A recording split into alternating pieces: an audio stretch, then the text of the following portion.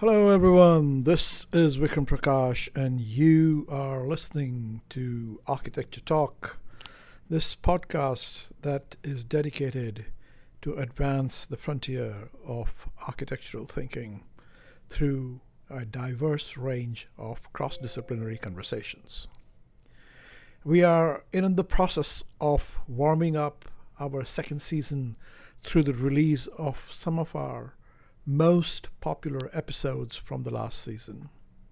And as part of that process, today I am releasing to you my conversation with the Indian Pritzker Prize winning amazing architect B.V. Doshi. Starting his life in Gujarat, India, Doshi went on to study in the UK, but really had his formative time in the atelier of Le Corbusier in the late 40s and early 50s, after which he returned back to India and established his own office in the city of Ahmedabad, where he was the project architect for Corbusier's buildings and subsequently a close collaborator with Louis Kahn.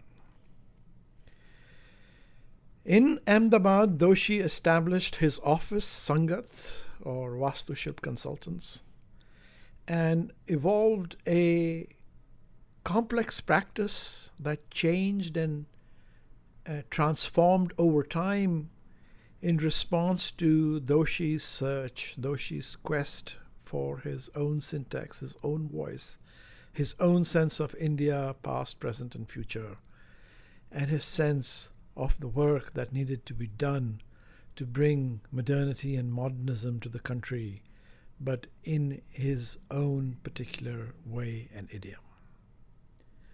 Along the way, he also established the School of Architecture, which expanded into the School of Planning and eventually came to be known as CEPT, or Center for Environmental Planning and Technology, which today has an identity of its own as a fairly large independent private institution and university.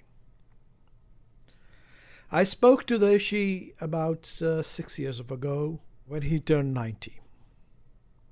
I asked him to ruminate on the meaning of turning 90 and what that means for architecture and architectural thinking. Doshi died in 2023 at the age of 95, so 5 years later. It's an interesting conversation, and if you listen to it carefully, it's a fantastic rumination on life and architecture as a life in creativity. Here we go.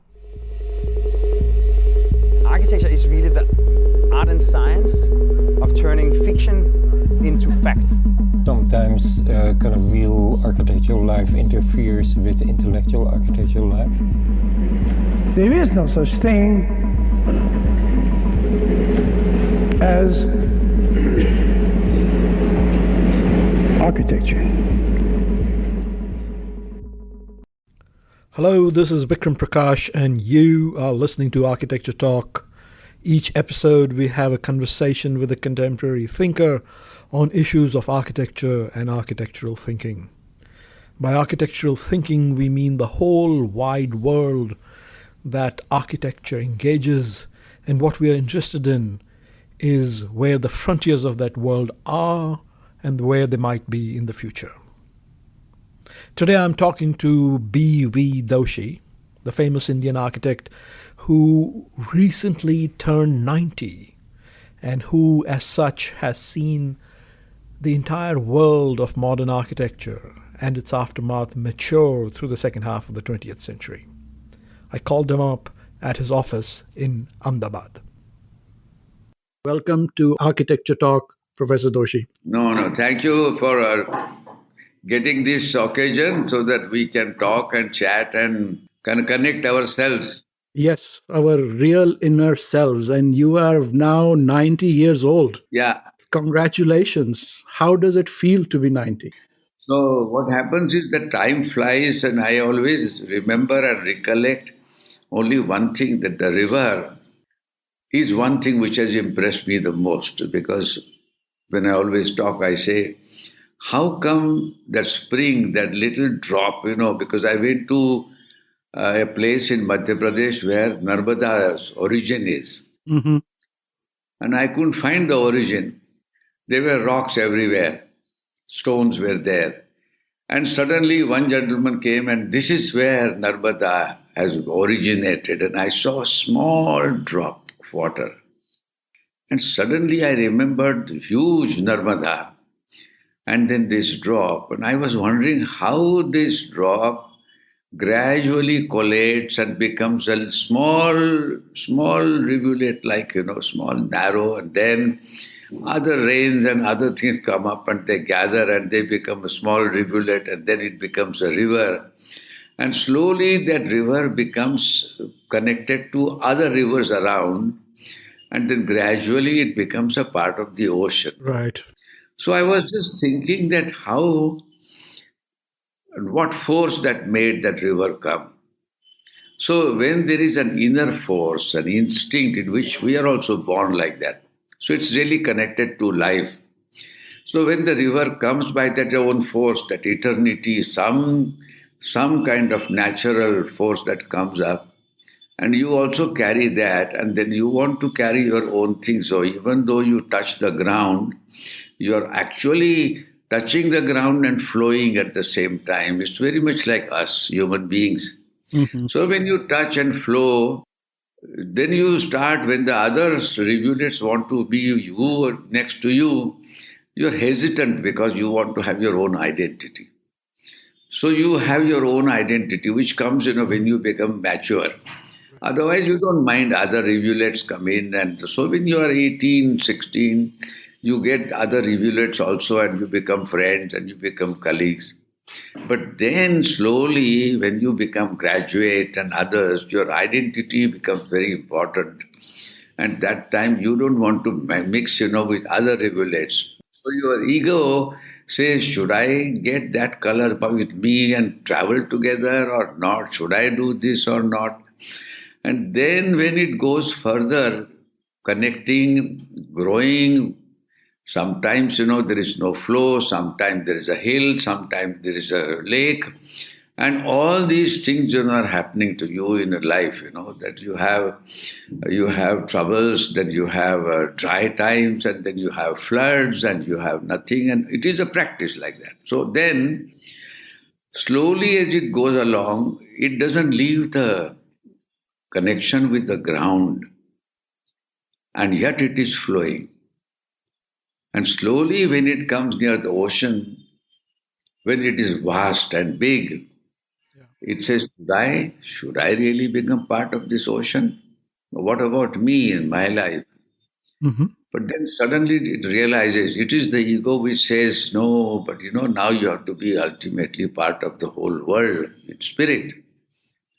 At that time, it becomes on the bank, quiet and low and slow. And then it merges with the ocean. Right. And I think at that time, satisfaction is there. It has detached from the earth, become a part of the cosmos. And I think this is what I have always thinking about life, that things go on. Students come, they go, you have children, then I have grandchildren, then I have great-grandchildren, I have their husbands and whatnot. So practice goes on, work goes on, but then the whole question is, where is that source which came up from the earth, deep from the earth, and where is the connection when you merge with the ocean? Mm-hmm. And what is that link, and what have you done? And I think this is something which I have been thinking about. The journey is now, I'm almost coming closer to the other bank. And when you come near the other bank, you're asking, is that really what you wanted, or did you lose your track? When I was studying with my father-in-law, he talked about these things, and then he talked about the culture. And then when I was with Corbusier, I discovered about how to really renew or research for yourself. And that's what Corbusier did in India. And he talked to me about pact with nature. And in that pact with nature, he talked about really saying that you are not yourself. Connect with nature and you will discover yourself. And that is what I have been trying to do. And so when you start trying to do that, and then you look at the world today, the world has become very different. The world has become very fascinating because it is in this world you see technology gradually taking over. I know when I came from my family, Vaishnav family, religious family, my grandfather had a carpenter's workshop. And then you go and you do things, you see them in a small scale, but I used to go and attend temples and I was connected to the rituals. And all those things are coming back. And when you link there, then you ask, am I still rooted? Am I still connected? And then you ask questions for yourself. For example, when my father-in-law was a great scholar and a philosopher, so he asked me a question and he would talk to me about old scriptures, and in which one of the rishis is asking, is this what it is? Is this what life is about, or it is something else? So when I see today this technology and then global connectivity and constant occupation with the mobile and Facebook and whatnot, you are wondering whether that is really what life is or life is something else. Similarly, about architecture, is this the theory that we are talking about, or we are talking about the people for whom we are building? And so the whole issue is not only connected to one or the other. The world is around, world is going on, and in that world, what is it that you are doing? Are you doing something which is going to be lasting, or will it stay, or it will disappear? And one of the things that is going to happen in the next 3 days in the office is we will going to have a dialogue with Palasma and Vitras, Rolf Flenbaum. Okay. And myself. And the dialogue is also connected to this, that where are we? What is the notion of space, form, work? What does movement do? Where is that perception that was there? And is it going to be something which is meaningful or not? I think those are the questions that are bothering me. So, what is your sense today on what is the real essence of architecture? I think real essence of architecture is connected to, first of all, what is the dwelling? Is it really a place where you go, or is it something, that you are only buying and selling? I think that is where the whole question is, because we are not talking about human being, we are not talking about environment, we are not talking about habitation, and we are not even talking about communication. Then you say, what about the villages? What about towns? What about cities? What about metros? And what is the definition of all this? What are we doing? So if you look at all this together, then there are a couple of issues that come up. And those issues are connected to the cities, meaning of design, and how the cities and other things are really working. Long ago you said the language of architecture is to bring life to space and form. Life to space and form. Yes, You talked about density and you talked about good architecture is that which you cannot describe. Is this still true? absolutely. I had a talk at the Royal Academy, and I was talking about that architecture is, a building is a living being. And in that living being, how do you celebrate life?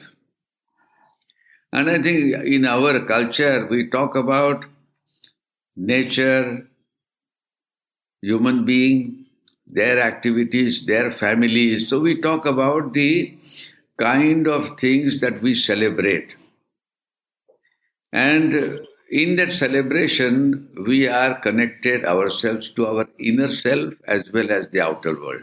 So in case, you connect yourself with your inside, your heart, and then you start looking. For example, when you hear some music, while you are listening to music, suddenly, whether you like or not, either you go away or you start dancing. What is that connection? What is that connection which happens?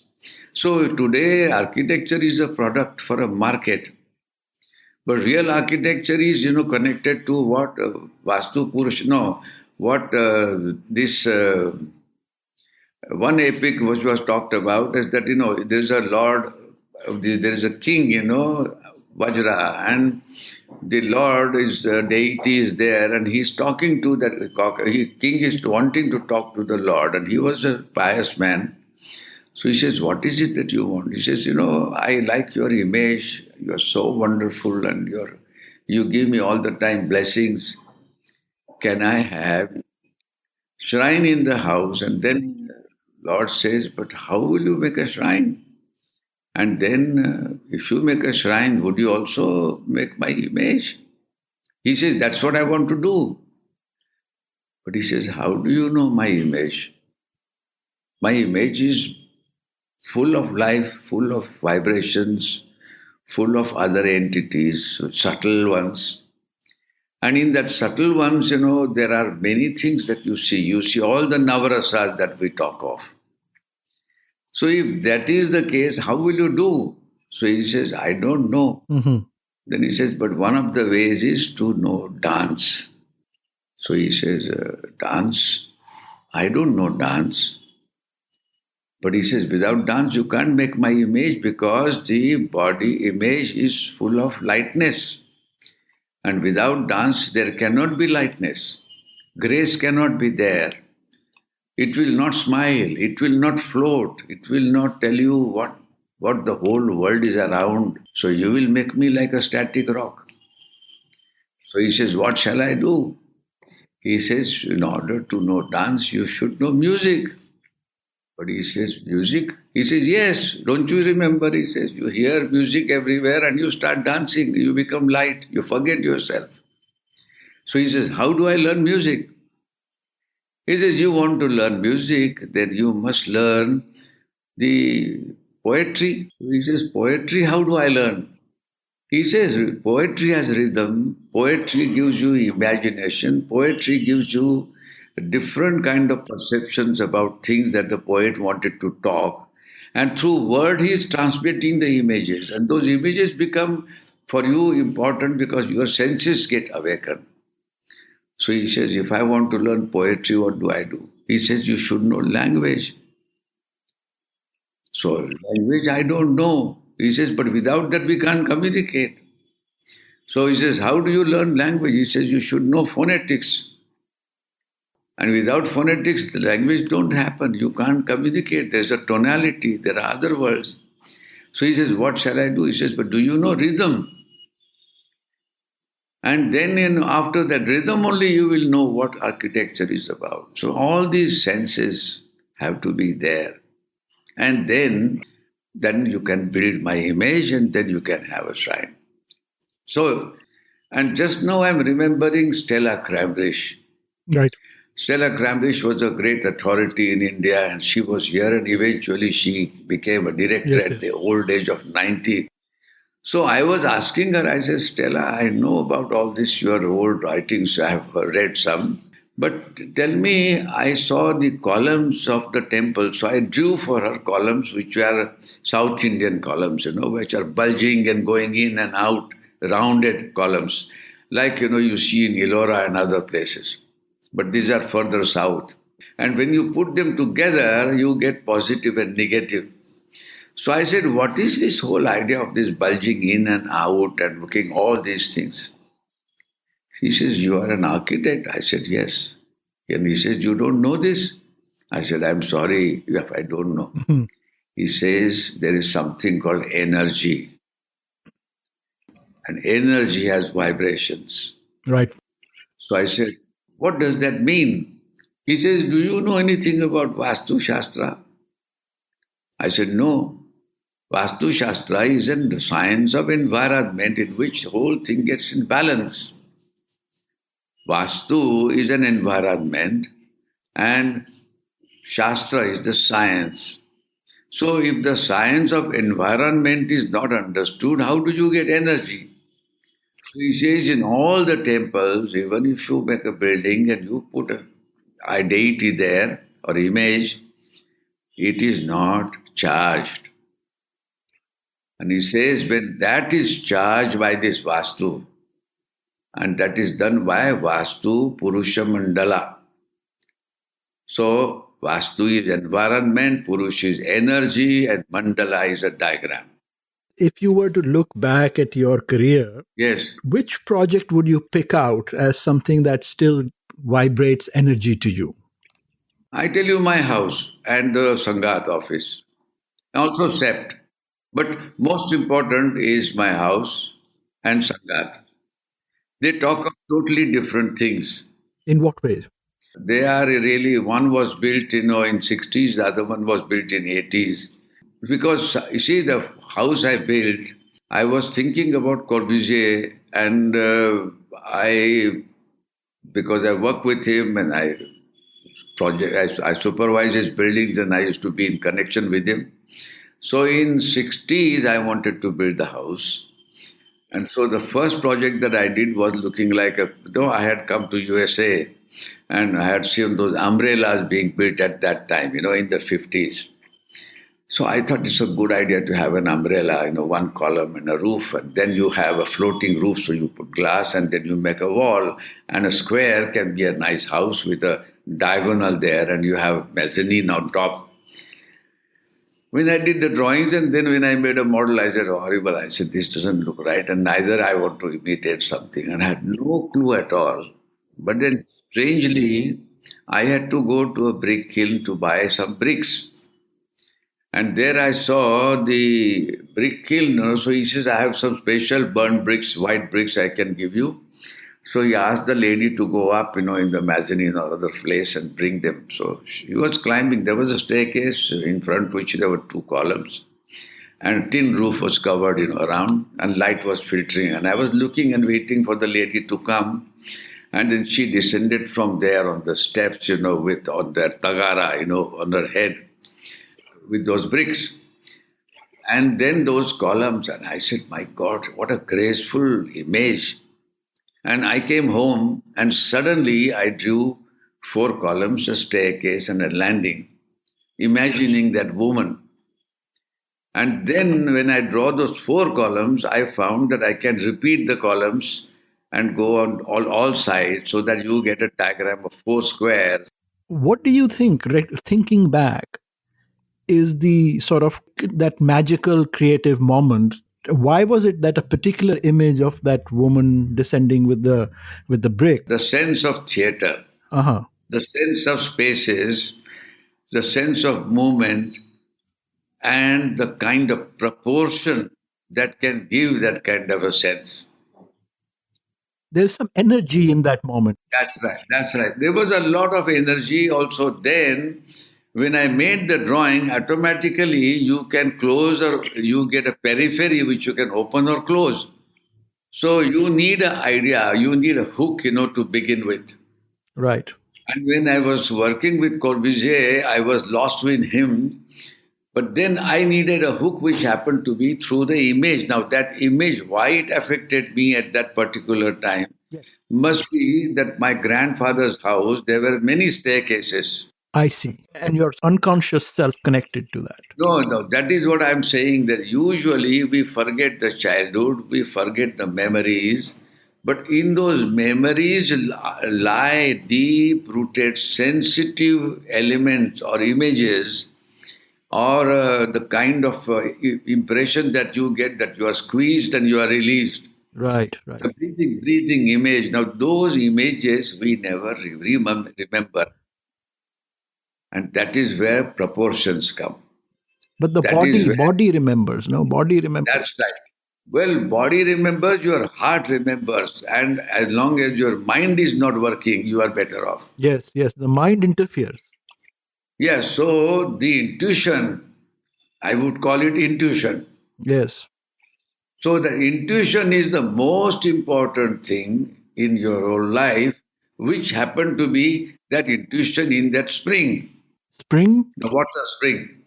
And also that intuition to continue, hold on the ground, and yet flow comes from natural experience. See, like for example, if you are standing on foot, do you know where the balance is? So body is the most important thing to know, the sensations within the body and the sensation within your sequence of events that happen in life and the sequences or otherwise imagery that you have seen during your childhood. You are growing up, when you are 8, 10, 15. After that, gradually they disappear, they become dormant. So, was there a similar kind of a pandana, similar kind of a body experience when you started to design Sangat? Yes, because I used to go to do landscapes in the villages. Okay. And before that, the rituals happen on the river bank. Mm-hmm. And sometimes you have to go to villages and you have to go to the land where farmers and other people are. So I had image of the animals, cows, cattle, the hens, all the birds and animals which are their dogs.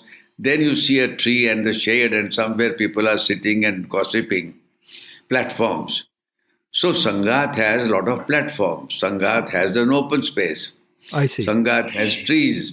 And also that dome-like structure is like those old temples, in small towns where there are small shrines.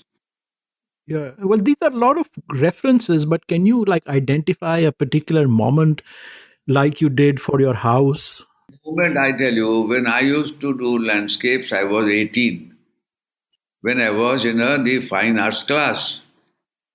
So in that fine arts class, early morning, we would go to do landscape. So we would ride a bike and then go to the villages, and in those villages, this is the scene I would see. So my sense of open spaces, my sense of people living on the platforms and partly in the house with that small scale, and then the bench which is also made of earth. So all these things are still dormant and they are very active in my mind. All the time I feel about those spaces. And that is really what happened in the city plan and other things. I always think of those spaces and people are talking about and gathering. Right.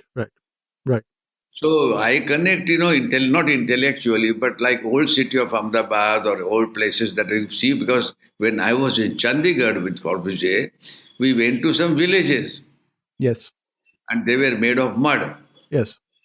And you see those kitchens and others and people squatting on the floor. In my house, I used to squat. Even today, when I go home in Pune, we sit and eat on the floor. So postures, human, natural postures are part and parcel of my life. All right. Let's take a break here. We'll be right back. You are listening to Architecture Talk.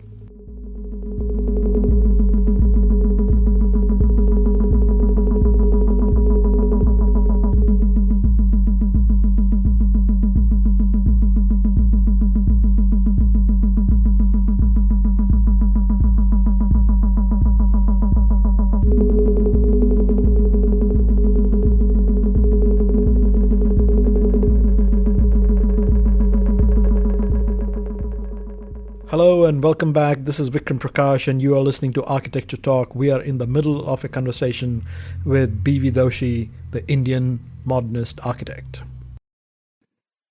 Let me shift slightly and ask you, you were there in the Nehruvian age, in the Nehruvian period, early days of India.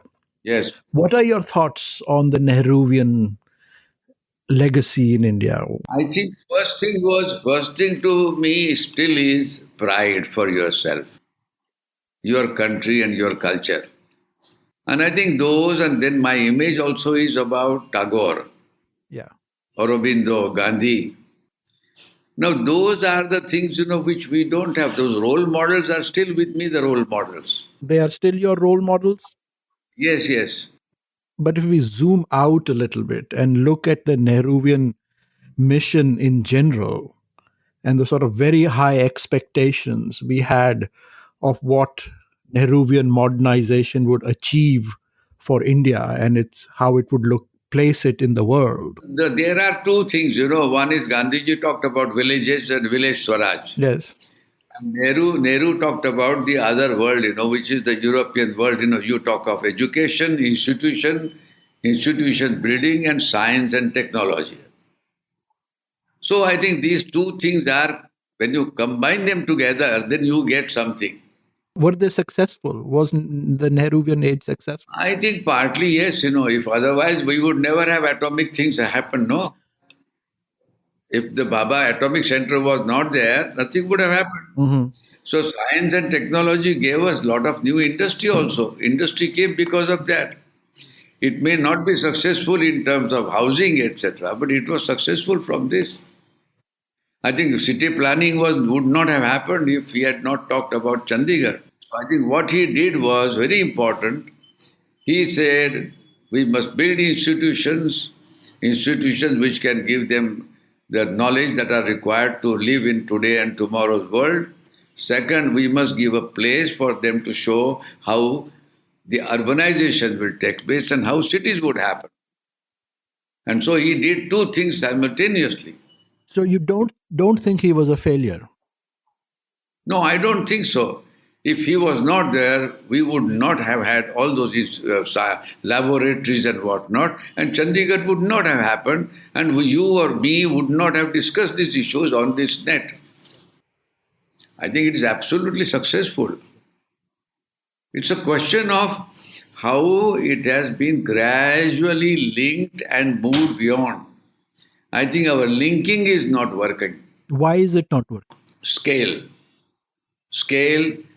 diversity, diverse opinions, and different attitudes to life.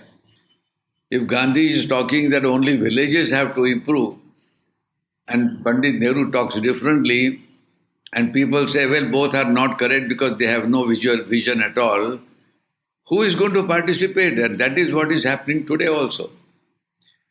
Diversity is important for a culture, but if they don't tune in for future, then it is not possible. They don't have a shared vision. That's right. But people lost faith in that vision in the 70s and 80s, did they not, in some ways? No. You have to remember Indian conditions, and with 40 languages, different states, different belief system. Even now they are talking about Ramayana and Mahabharata and saying that all these things were there before during Ramayana period. And by saying this, what they are saying is, let's not do that, only read Ramayana and Mahabharata. But then we would never have a bus we would never have fast trains or aviation. I think the difference is because one of the things which is very good in India is the scale, huge scale. Another good thing is the diversity, different languages, different nuances, different expressions of art, different expression of culture, different attitudes and different philosophies of life. I think this is wonderful. But that's what creates the chaos. No, but that may create chaos. But if they talked about saying, let us say that all these people, when somebody from outside comes and wants to conquer you, they all gather together and at that time they focus on only one thing, the enemy. So the question here is, they are, even today in the parliament, that is the case, that nobody is gathering together. And the BJP is going the other way around. So these are the issues which we have, and they are inherently not correct. So building of institutions and culture of institutions is very important. What is the philosophy of that institution and will it be sustained over time? So issue would be, who is leading that institution? And does he create people like those which are like all those religions that happened in India, that you create that thought, like Shanti Niketan has a thought, or IIT on the other hand has one guideline. But if I change a director, if I change the policy, and if I change something else because of political reasons, then it is not going to work. So let me ask a sort of small, more exact scale question. I feel, and you may disagree, but we have not been able to build a strong culture of many good schools of architecture in India. Why is that? Absolutely. I was just telling somebody yesterday that earlier times in Mission period, that is the period which I know of USA, 1960s and 70s, where the word less is more was there. Now with the technology and mobile and everything else and the influence of the West, or even looking at China, but the influence of the West, you go further and you look at this Silicon Valley and the way we are getting connected, and we are getting connected with the world around. We are talking now more, less is more.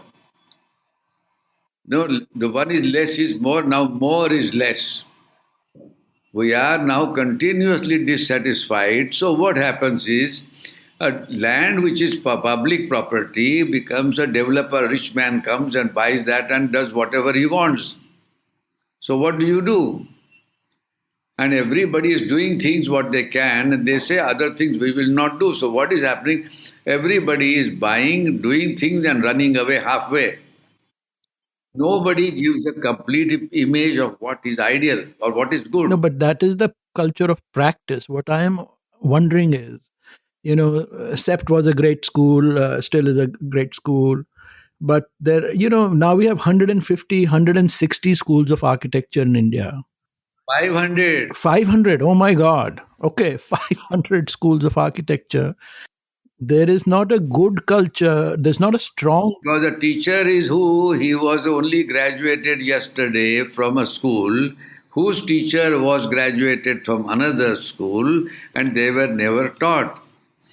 So it is all now on paper that I am having a syllabus, I am having a lecturer, I am having assistant professor, a professor, etc. But none of them have experience. Nobody has practiced, and nobody is there. So this is really what happens to religion. The religion is not a very easy thing. Religion is like becoming a monastic life. Now, if that becomes a market, then I also get a monk. I just change my dress. The school is the same, because who is sponsoring the school? The person who wants to do business and make money. So the intent is different. Then the Council of Architecture, who are heading the council? Who have never practiced. And who is telling them? The government, because we don't agree. So what can you do? It sounds like a very difficult situation. No, difficult, and that is the reason I wanted you to be here. But there was, unfortunately, it happened. Yes, it's a larger, broad institutional question. I think the institution must have a vision. And that vision has to be beyond returns. The institution's vision must be that I'm going to put my life there without any return. Yes, no, I agree with Then only I will ask myself a true question. Then I will ask myself and become critical. And then I will only gather people who have the same view. That is what I did in the school. Yes, you did. And that was what made SEPT into an extremely strong and important institution. Yeah, now on the other hand, even if you look at Chandigarh or you look at Delhi or any other school, what has happened? So the issue is same, whether SEPT is an exception that happened and whatever it is. But the point is, you need a devoted kind of attitude and kind of people who are around, and they can reinterpret a curriculum given by a council, or they can find a way to do and they can succeed. But nobody wants to do. Everybody wants to have 100,000 rupees salary per month. They are very happy. They don't have to practice. But engineering schools are doing well. Engineering culture is strong. No. Engineering schools, because they are technologically to be proved. If a building collapses, what do? So all the engineers or all the medical people, the education may not be very good, but they can't allow the patient to die, no? So the issue is it life and death? Architecture is not life and death. I am giving you a product. I am giving you a product because you want to have a house. I don't give you a house that you talked about in the architecture. I give you a flat which I don't call even a rooms. I don't call them for sleeping, etc. You call BHK and whatnot. So what have we done? We have changed the whole nomenclature of architecture into elements of things which have nothing to do with one another. Yes. So it's all product oriented now. So let me shift to a slightly parallel institution, a new institution which has become very strong in India is fashion. Indian fashion is doing extremely well. You remove the fashion show, you remove the money. You tell me why everybody is wanting to have a new dress is the same as everybody likes to go to a new movie. Mhm. These are all market oriented things and they are all luxury, but they are what you can call entertainment. So if you can delight, you can have entertainment, if you can have alluring things, for your life to impress people, those are going to thrive, like also the cover of a soap. Like Bollywood. It is, but like you go and buy. Why packaging has changed now? Why packaging has changed? Why advertisements in the newspapers have changed their tone and color and presentation? I mean, all that media agency is talking to you how, in shortest possible time, you can attract people. And what you're talking on the other hand is architecture, which is going to be there. So once you make a building, it is going to last. Now, whether that lasting building where you have family growing over children and grandchildren, what kind of influence does it do on the life of those young generations? Now, this is something which is fundamental, which one is not talking. One is not talking about their conglomerate image as a street or as a community or something which has meaningful through which people are, or even those who live there, give you something more. In the old cities of Pune and other places, even in Ahmedabad, or even I'm sure in Punjab, the city was made out of dwellings which had culture, inherent culture.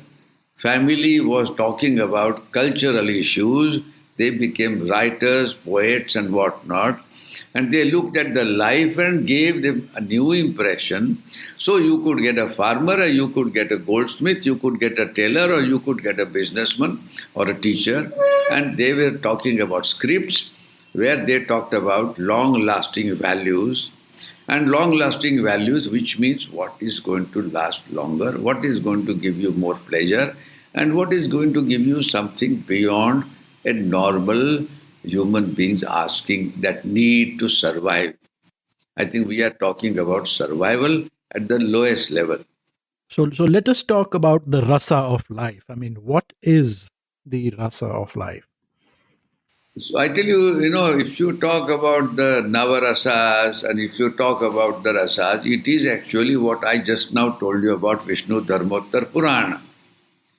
That unless we are having cultural institutions, now even the museums are becoming marketplaces, but supposing that in each town there was a place and there was a cultural revolution in a sense, you arrange competitions, you arrange places. For example, let's take a Gufa.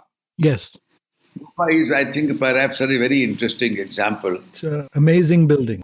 Gufa was a challenging job. So first thing is, do you have a challenge? Second, what is that challenge? Is it measurable or unmeasurable? Gufa was an unmeasurable challenge imposed by itself, accepted by the client. When I accepted the challenge, then the whole question is I want to know what is the definition of a place for an artist or a place for somebody. So every building that you do with a brick wall or stone or concrete and make a box or whatever that shape is, it is still a building and it doesn't tell you more. So can we really go beyond that building and can we say, is the building going to tell me something more than what it is? And talk about the invisible forces that will affect me subtly. How does it do that?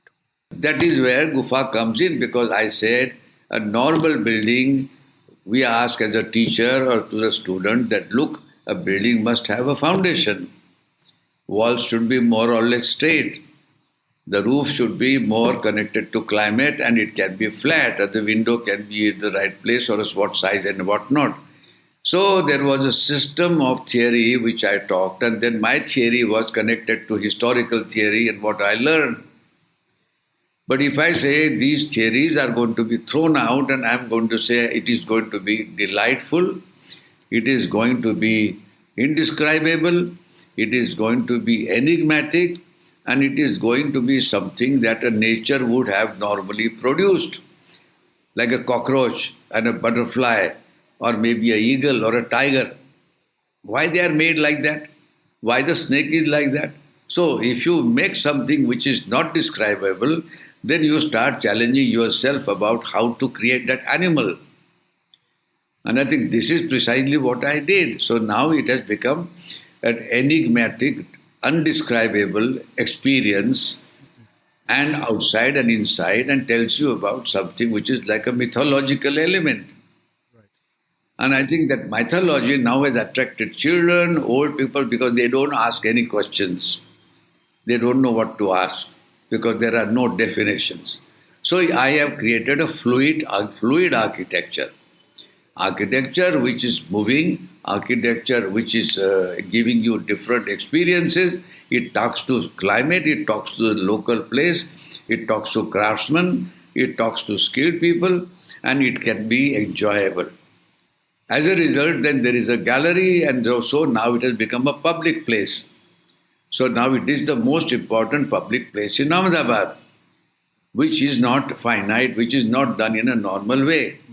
And I think today, if you ask me, I would say, should not the public place be something where children and old people and others and scholars can come, and each one has a share of their own, and they get delighted about it.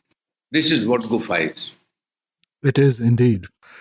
Wonderful. It's been a pleasure talking to you, sir. Thank you very much for taking the time out. Thank you.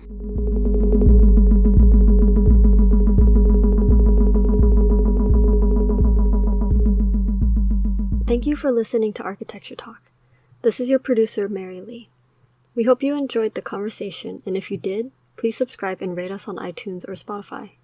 We would also love to hear from you if you have any suggestions on new topics or guests. You can always reach out to us on our website, Facebook, or Instagram. Thanks again, and until next time, this is Architecture Talk.